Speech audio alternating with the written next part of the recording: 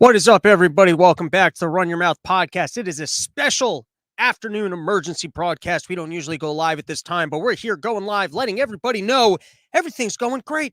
Everyone, you turn on your Fox News, you turn on your CNNs, everyone's talking about inflation. They're talking about the economy. They're talking about, hey, did Biden push Russia into starting World War III and cutting off global food supplies?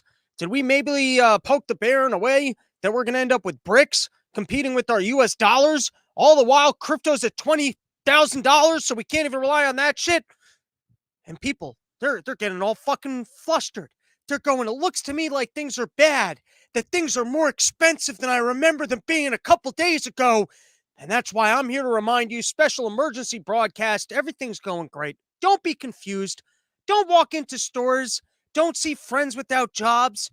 Don't be confused about what's going on. Secretly, everything's going amazing. And I got the proof. You ready for it? First is, it's not inflation. You might think that you're seeing higher prices, but that's not inflation. You know what it is? It's price improvements. That's what it is. It's price improvements to better reflect the growth in our wages and income. It's showcasing the newfound wealth. That's right. People went out there and they acquire new wealth. And so, since they're so wealthy, they can actually afford to spend more. And so, the markets are doing a better job of improving their pricing to reflect all the newfound wealth that we found in our society. And this recession, there's no recession. There's no two terms, 2 quarters of things going downhill. That's not what's going on here. We've got an extra transitory economy. What is it transitioning into? What is this butterfly down the line? Well, we can't tell you yet, but just know it's extra transitory. And we all know how much we prefer not owning things and being on the move. We're going to be a society of vagrants, every single one of us. Just get your caravan ready. That's why Instagram's been secretly pitching this van lifestyle, because if you got that van, you can always be on the move. These people are prepared. It's so the economy is like that, and now that it's not a recession, what it actually is, it's an opportunity for even more growth. So it's kind of like if your own personal life, you decided tomorrow to start doing heroin, look at how much more opportunity you would have for self-improvement. That's not a step in the wrong direction. That's a step in the right direction of having an even better comeback story. You're writing your own journey here. So if you can, start heading off a cliff doing crystal meth, handing that with some heroin, and then, really losing your shirts and shoes and everything else, you're not going in the wrong direction. What you're really doing is creating even more opportunity for growth. And don't you love it when these people just reinvent words? It's like when that lady, the Goop lady, Gwyneth Paltrow, was like, we're not getting divorced. We're consciously uncut. Well, can't we just go with divorce? I mean, people have been using the word divorce for, can you imagine if you were sitting down with a friend, like an older friend, and they're like, I'm finally getting married. They're like, oh, good for you. You're settling down? No, settling up. We don't use words like settling down. I'm headed for even better. Can we just use the words that we've always used? I mean, isn't that just the easier way to approach this? When you start redefining words to better market or capitalize, and it's kind of just being douchey. It's like we've had a language for up until now. Can't we just go with that language? I was familiar with that one. I don't need to learn extra English. Got to go back to college, learn about all these different genders, men or women, recessions are actually economic growth. This is a new world we're living in. I'm not even that old. Usually you meet people who are like 75 and 80, and they're like, I don't know, they're like looking at computers. And they're like, I remember when I used to write a letter, they're all confused about shit. I feel like I'm too young for society to be changing this much. All right, so here's the letter from the White House. They put out a letter. Let's read it. What is a recession? While some maintain that 2 consecutive quarters of falling real GDP constitute a recession, that is neither the official definition nor the way economists evaluate the state of the business cycle. So first is, I like that it's not the official definition because you just changed it. I thought that was the one that we always went with. This is like one of those gaslighting things where you're like, wait, was that not the way a recession was done? I always thought that's the way that they did it. And then if you hit that, all of a sudden you're in a recession. I remember in the last depression, they didn't want to call it depression, so they called it the Great Recession. So, it's not the first time that they've pulled these kind of tricks. But so it's not the official definition. This is like what Fauci did with gain of function. Well, this doesn't meet the official define because you just changed it. You just went to the website and you changed it. You remember like when Hillary Clinton used to go off at Trump and be like, listen, you're not entitled to your own facts, but you are entitled to your own government agencies that can change the definition of something, and then you can go reference those, like you know what else? I like if this isn't a recession, then maybe this is brought to you by the same math of the people that told you Biden won the election. Because apparently, I mean, you can just make up anything. We've got new economic branches that you guys have never heard of before. I know that usually we work with the Fed and the Treasury, but there's this other one, or the Congressional Budget Office. But we've got this other one that you guys have never heard of, and so we're going to start going with their definition now. And so I tried reading this thing. We'll read more of this paragraph, and then it just went into nonsense land where I was like, I'm like the one person who kind of finds economics interesting. I was like, I don't know what the fuck they're talking about here. Sometimes I can't tell if I can't tell what the fuck they're talking about because I'm dumb, or like it takes so much brain effort to try and even figure out the argument that they're trying to make to then debunk it. So now I'm just like, if I don't get it, I'm just going to assume that they're lying. All right, let's continue. Let's read a little bit more of this. Instead, both official determinations of recessions and economists' assessments of economic activity are based on a holistic look at the data, including the labor market, consumer and business spending, industrial production, and incomes. Based on these data, it is unlikely that the decline in GDP in the first quarter of this year, even if followed by another GDP decline in the second quarter, indicates a recession. So there you go. Everything's fine. Don't be fooled by these prices. All right, I want to take a quick look at my mic here. Give me 1 second, everybody. Testing. Does that sound good to everybody? I don't know why. For some reason, it's sounding a little bit tinny to me, but I'll just assume it's all right. All right, let's read one more paragraph of this. The National Bureau of Economic Research, the NBER. When did this organization come into being? I never heard of an NBER. Business Cycle Dating Committee, the official recession scorekeeper. So apparently, anytime we've ever been hearing from anyone else about recessions or depressions, if it wasn't come from the NBR, it wasn't from the official scorekeeper. Defines a recession as a significant decline in economic activity that is spread across the economy and lasts more than a few months.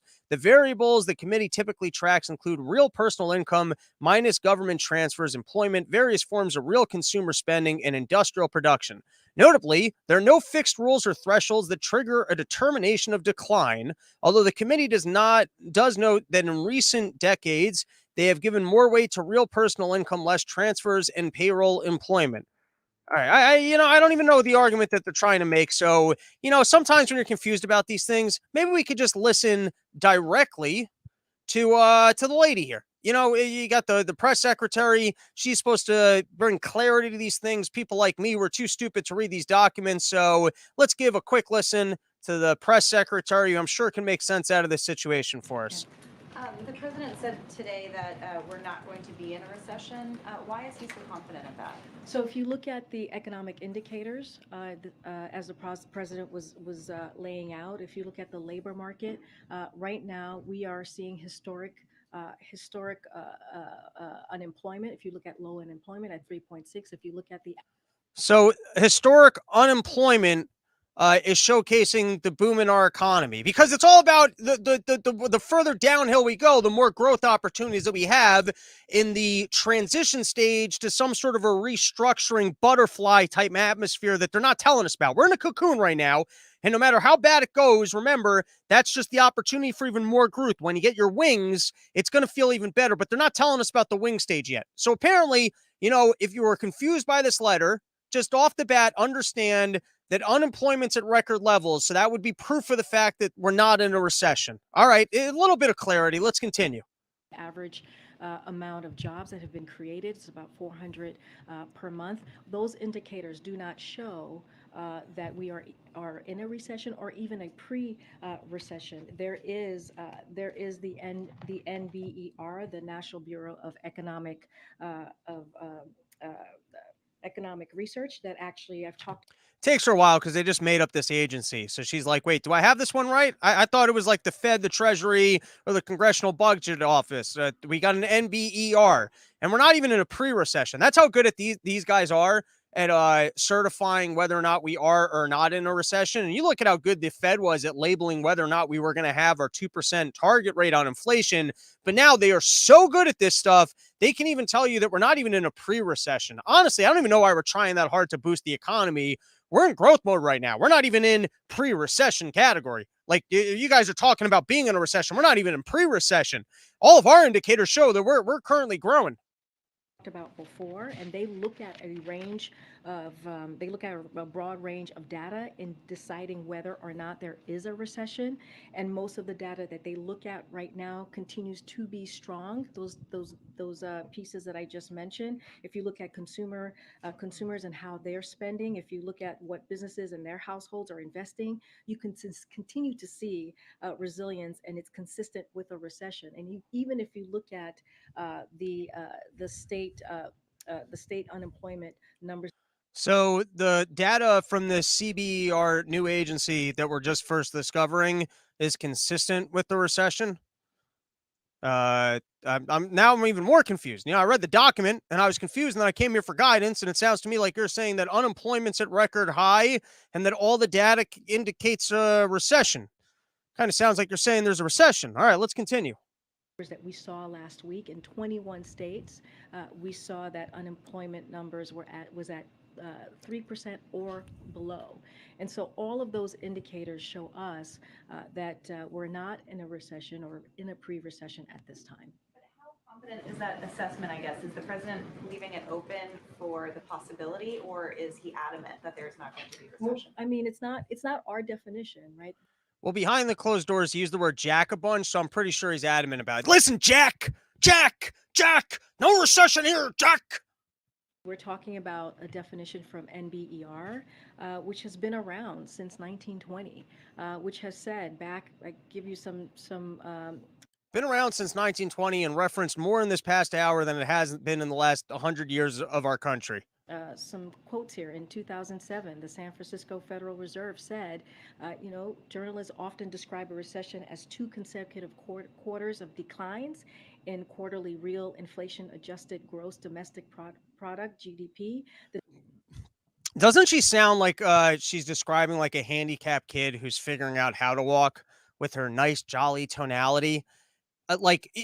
Against the other kids who can actually walk, it's not that much of an accomplishment, but he's starting to get some movement in his legs. And we really feel positive about the fact that if he continues with the physical therapy, he might be able to come to a 60% usage where he might get to a stage where he can walk with a walker.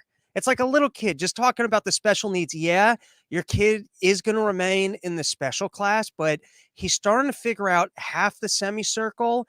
And we might get to a point where he understands full circles, and then he might remain at a second level grade level of comprehension for the rest of his life. But the point is, he's making improvements, especially amongst the other special ed kids. The definition used by economists differs. And so, again, NBER, they decide what the definition is. And so when you look at the economic indicator. All right, enough of this, lady. Here was the tweet from the president himself. 21 states have unemployment rates at or below 3%. The first time in history this has happened. Which states? I mean, 21. That's not even what are we doing here? Are you I mean, which information are you cherry picking? Are these all Republican states? Are you basically claiming that, some of the Republican states that everyone fled to for jobs, they got good employment levels? Just don't look at the other 20 states that have gone to shit. I mean, that's a wild one to go, hey, listen, things are fine here because we got data that at least half the country's doing okay. Well, what about the other states? This is really your non-recession argument, is that you were able to cherry pick that half the states are doing okay. Americans are working and the administration is working for them. And then here's a picture of Biden. If you guys already forgot about this, it happens to be that he's in the White House. He still has corona. And apparently the latest CDC guidance is that you can't get corona if you're taking a picture. If you're either being photographed or taking a picture, forget the vaccine, you can't transfer the virus. There he is. He's sitting in the Oval Office. I don't even know if it's the Oval Office. I think it's some special other office. But, someone took a picture. Biden ain't got a mask on. this is him with COVID right now. I mean, they were telling me my apartment, I got to stay in my apartment for 10 full days. Apparently, when the president gets corona, people can drop off meals, people can come in and out of the room, the doctors can come check on you if you need to have your picture taken. And in this photo, he's giving what's that on my desk? Someone calling me? So you can get your picture taken. So by the way, if you find that you're in another situation where you have corona and you're not sure about like attending a family function, just make sure that you have a photographer there with you, because corona will pause if you're getting your picture taken. It understands memories. It understands that you got to get a good picture of yourself in all situations, even if you're sick with corona. So that's the new move. Just don't worry about vaccines. Just make sure you got a photographer with you. And then here was the statement from the White House. Biden's COVID symptoms almost completely resolved, says White House doctor. President Biden's COVID-19 symptoms have almost completely resolved, White House doctor Kevin O'Connor said. When questioned at this point, he only notes some residual nasal congestion and minimal hoarseness that will clear up with one good sniff of a kid. That's all it's going to take to get Biden back up on his feet. And then here they did another one where he was on a press conference. He's got his thumb up and he said, I feel much better than I sound. And what's he going to tell us next? That he's also less retarded than he seems? And then I love this where he's like, I feel much better than I sound. I could see him on a call. It goes like, hey, man, are you okay? You're coughing a bite. He's like, who coughed? I didn't cough. Like, you coughed 3 seconds ago. Not me, Jack. That must have been someone else coughing. I literally just saw you. Having a coughing. I've never been healthier in my whole life. I don't even know what COVID is. What are you talking about? All right, here was another news story. 16 House staffers were arrested outside of Schumer's office to protesting climate inaction. Apparently, this becomes, firstly, they actually got put in handcuffs, and I get to see one of these college kids are like, wait, can I have the AOC arrest? Do we really need the handcuffs? I was just trying to get a picture for my Instagram. This is the new thing. If you send your kid to Washington, you better warn them, because this is like the new way. You really want to show off your liberal chops. You want to show off that you're at the height of this liberal progressive food chain. You got to get down to Washington. You got to get yourself some sort of a cabinet position where you can't actually get in trouble if you're arrested. And then you got to go out there and you got to get yourself arrested because you're protesting that the other people on the left are not as far left as you are.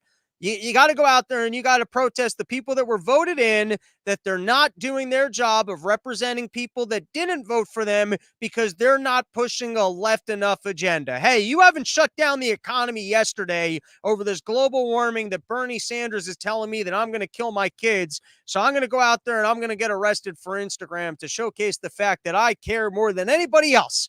And let me tell you, this is going to be all fun and games until one of these kids gets arrested. It'll probably be someone on the right. All right. Then we've got, this was from Fox News, stimulus check update. These states are sending inflation relief payments. There you go. If you're nervous about inflation, well, the state's going to send you a check. And then what happens when everyone goes and spends those checks? Does that bring the prices down? Hey, we understand that milk has gone up in price. So you know what we're going to do? We're going to send you guys all a paycheck so you can go buy milk.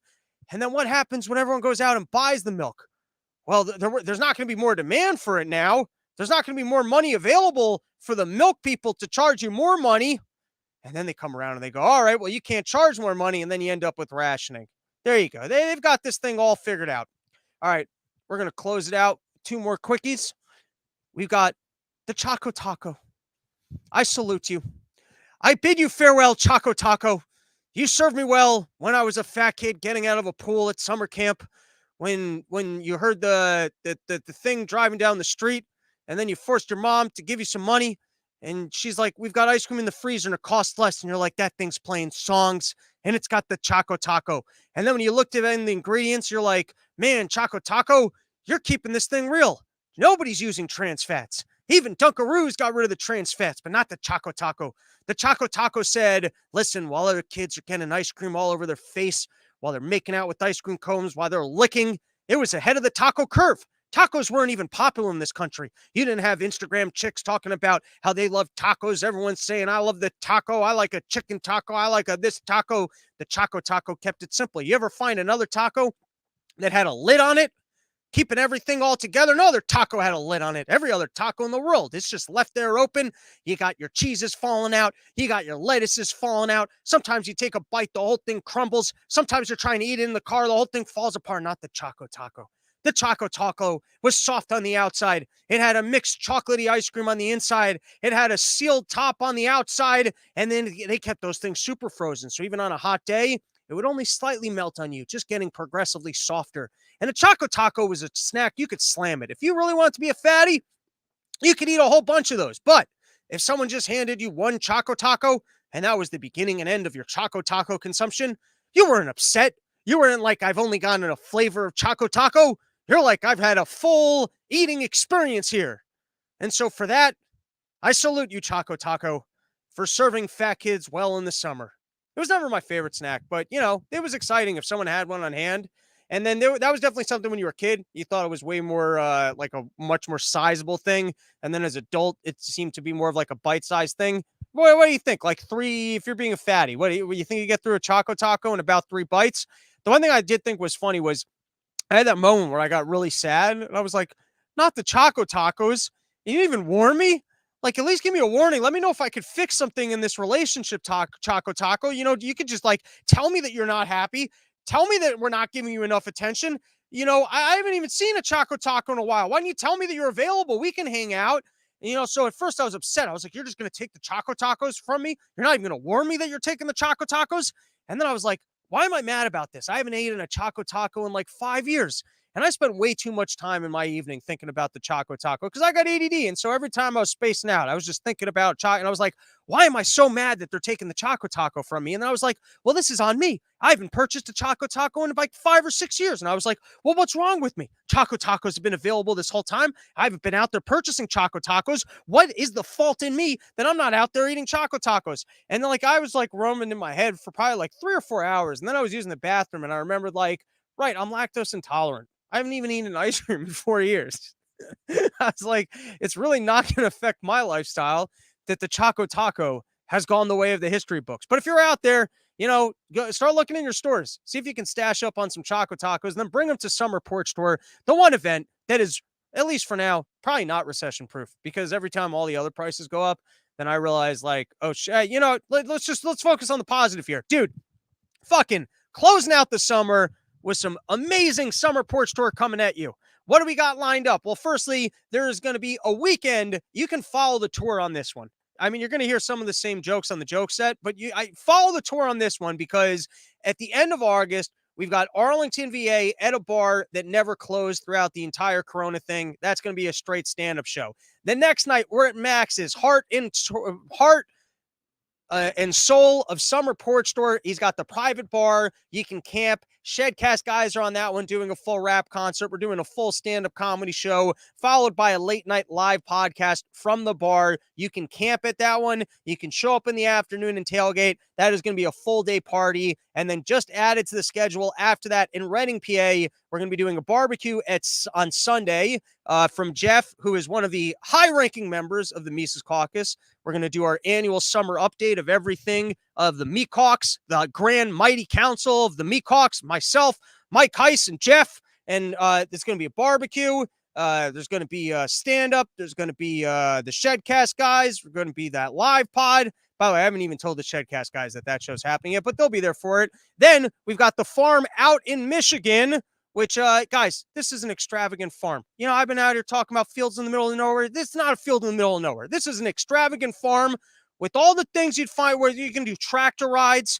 You can, I don't really know what's on the farm, but I know it's a nice farm. And I know that there's some camping available on that one. And I'm not going to be doing a Michigan date for a long time. So fucking show up for that one. That's me and the Shedcast guys. End of summer, we're going to be doing the Smoke Out Bug Out in Denver, along with stand up at Forest Mommy's house. And then this weekend, I'm in Hartford, Connecticut. And then there's one more Summer Porch Tour gig scheduled. Oh yeah, Las Vegas. And tickets are moving on that one. That one's going to be me and BK Chris. All right. I think I had one more topic that I wanted to cover, which is we're starting to see the great walk back. It's incredible. I mean, Fauci's now on every news station going, I would never say that. I would never make an advisement like that. Telling people that they got to wear a mask. I wouldn't tell a person to wear a mask. I wouldn't tell a person that they got to get a vaccine. A vaccine that we never thought. I wouldn't tell anyone anything like that. Who would say something like that? What, not sending a kid to school? I would never tell someone not to send their kid to school. I only make $900,000 to repeat the guidance from the CDC. The CDC says it, and then I say it, and they pay me $900,000, but it's not something I would say. I would never tell anybody that they can't do anything ever. I understand people have lives to live. That's not something if I said that, I would never say such a thing. So we can enjoy it over the next 2 weeks. It's going to be the great walk back where, Fauci, I was just looking at it from a health thing. I never said close the ports. I never said that people aren't going to need food. I never said that people should lose their jobs. I never said your kids shouldn't go to school. I was the health guy. I just said everyone was going to die if they don't listen to me. That's all I said.